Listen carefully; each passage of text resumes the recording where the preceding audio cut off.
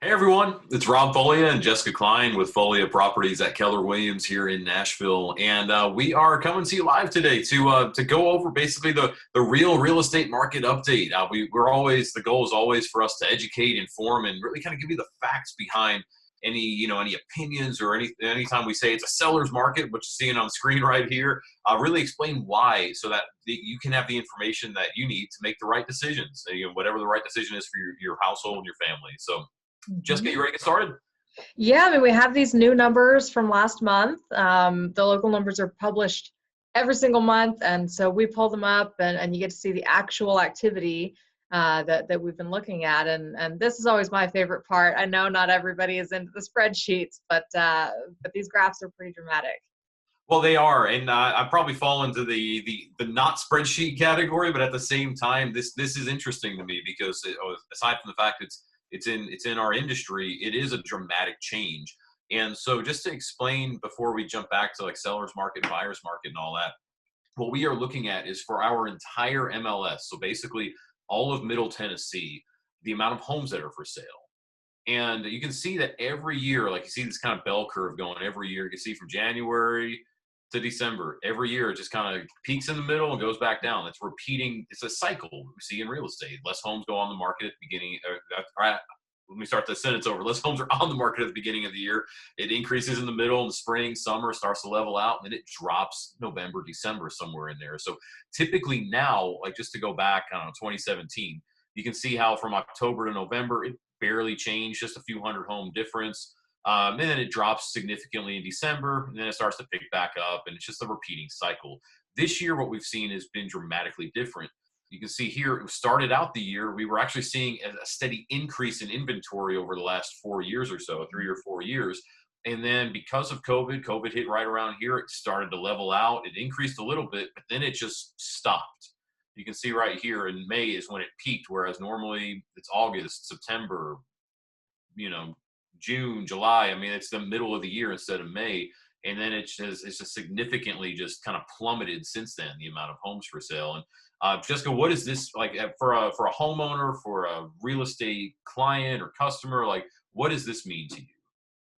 Well, I think it can mean a couple things. I mean, we could look at what it means for the market in a minute, but for individuals, I mean, if I'm a seller or if I'm a homeowner and I'm thinking of selling a home in the next 5 years, probably, you're not going to see a better time than now. I mean, in most of these graphs, you're going to see that dramatic, dip in the graph. And where's the one months of supply? I mean, we're at 2 months of supply. That means if no additional houses come on the market, every single one is going to be sold within 2 months. So there are Exactly. tons of buyers, and houses are selling like that. Exactly. And just to jump back to here, and we'll probably bounce back and forth between these couple of graphics and the actual graph as we go. That's what makes it a seller's market. There are more buyers and less inventory, and that's what causes prices to rise. That's why when we list a home at the right price, just say a random $300,000 home that should be listed at $300,000, because there's more buyers, it creates more demand, and that's what drives prices up. Um, just to counter that with, say, a buyer's market, when there are fewer buyers that are out there, there's more inventory. That's what causes prices to go down. So that's why, like Jessica, when you just said there might never be a better time to sell a home, this is what causes it, because there's no competition for you as a seller. Like, it's real estate's a tough thing for a lot of people, because a lot of people, it's your home. It's got a lot of sentimental attachments to where you live, and that's normal. And at the same time, you have to remember that it's as cold as this may sound, it's a product. It's a product that somebody's going to buy, just like a car, just like a desk, a piece of furniture, anything. It's something that somebody's going to buy. And just like we're seeing with prices of lumber right now, lumber prices are going through the roof because there's a lack of it. So prices go up because there's a lack of supply. Same thing is happening in real estate. There's a lack of homes for sale, which is causing prices to rise. Now, Jessica, you mentioned the months of supply, and let me show that. So again, this is the entire MLS, and let me zoom out all the way, because we've looked at this before, and we've talked about how this line where my mouse is, 6 months of supply, that is what's considered a balanced market, right? Yep. And when the numbers are higher, so like back when the market was down in 2009, 2010, Even as it was starting to rebound in like 11 and 12, it was still considered a buyer's market because the months of supply was high. There were more homes for sale than there were buyers out there. And then come to the last 5, 6 years, it's been a very strong seller's market. Even just take what I think was really the height of the most recent market until this year, 2017. You saw about, just in the middle of the year when inventory was highest, 3.5 months of supply. At the beginning of the year and the end of the year, about 3 months of supply. Take October of 2020, we're at 2 months of supply for the entire MLS, which is just crazy, right? Yeah, I mean, that's essentially, I mean, you can see here on this graph, like we've maxed out the graph. Like this is basically as low as you're ever going to see it in the history of home sales. And I mean, it's kind of happening because of two reasons. I mean, one is the one that everyone is aware of. We have this pandemic going on, and there just are fewer homes on the market. And then on the other side of that coin, it's so affordable right now to buy a home because the interest rates are so low. So even though we talked about how this lack of inventory is driving prices up, there are so many buyers in the market because it's less expensive to borrow the money to buy this more expensive house.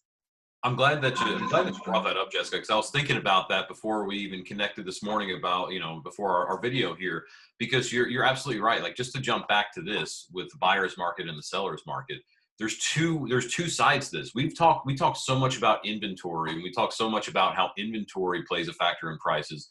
Well, the amount of buyers that are out there, just like you said, that causes the seller's market as well. More buyers, less inventory.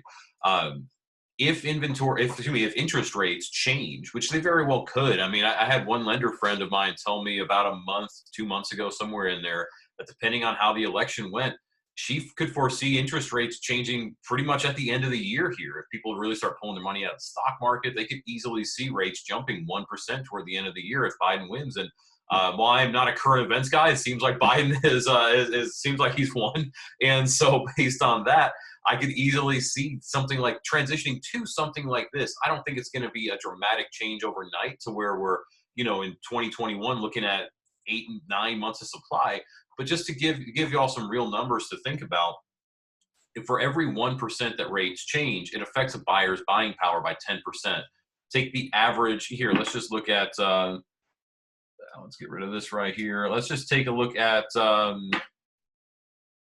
sales price. Let's just take a look at the average sales price for our MLS, 384,000 for last month. So just take the average price here in Middle Tennessee of 384,000. If rates were to go up from where they are now in the high 2% for a 30-year fix to the high 3%, which would still be phenomenal, that buyer who's buying a home for $384,000 can now really only afford a home at about $350,000. Right. And it's a pretty dramatic change at that point, that 10% difference. And so we're sharing that because this, these high prices, this could easily change at any point if rates change. Yeah, I mean, I think I've said it in several of our videos. It's kind of a perfect storm market right now. So if you're ready to sell a house, if you're ready to buy a house, it's a great time to do it. And we're not just saying that. I mean, it's in the graphs here. And there will never be a better time than now, especially if you're a seller. So exactly. This is a historic time, and the graphs prove it. And I'm a graph person, so this is all exciting for me. Well, and we'll probably end it on this graph right here. This is just the historic pending sales that we've seen in our market. And you can see every year it's a pretty much the same cycle. It's that same bell curve. There's some jagged lines in here every now and then for different months, but it's overall a very, very typical cycle. Beginning of the year, and then it goes up and then it goes down every year. Well, this year, it's funny because it's the opposite, the exact opposite of what's happening with the amount of homes for sale. How, it's just been a spike. It's just going up like crazy in terms of the amount of homes that are actually pending. I think there's a couple of reasons for that. It is taking some lenders a little bit longer to close, whereas, 2017, 2018, a 35 day closing was very normal. And our lenders that we trust, they can hit that. At the same time, though, a lot of lenders that are out there, it's taking them 45, 60 days to close. A second thing is because of, let's see, where homes for sale. Sorry, I always lose where I'm at on these. Because of this right here, the amount of the homes for sale is so low. some homeowners are negotiating longer closings and more time to find the next home, so as to not leave themselves without a home. And so all of this being said, there are options, there are solutions for you. So if anything that we're talking about today is causing questions or making you say, hey, this sounds interesting, I want to know more about my home, y'all reach out to us, because the reality is you won't know if what you can do with your real estate until you ask. And we're happy to just simply have a conversation of an informative conversation to let you know what your current real estate's worth and how we can put the pieces together to get you into your next home. Yep. It does not look like we have any questions on Facebook. As always, if you have questions when you're watching this video later, just drop them in the comments below, and we'll make sure we take care of you. Absolutely. And if you're interested, especially if you're a Facebook friend of ours, you'll be able to get on these videos live. Every Friday, usually at 11 a.m. Central, is when we're doing these live videos, usually on the market update, something along these lines. So friend us on Facebook, and we're happy to have you get on live and ask us any questions that y'all have. But if you need anything, call us 615-591-5665. You can email us info@foliaproperties.com, or on Instagram at Folia Properties, and on Facebook as well at Folia Properties, and check us out on YouTube as well. But I think that's it. I'll stop rambling, Jessica, and give us a shout if y'all have any questions. All right. Thanks, everybody. Thanks, y'all. Bye.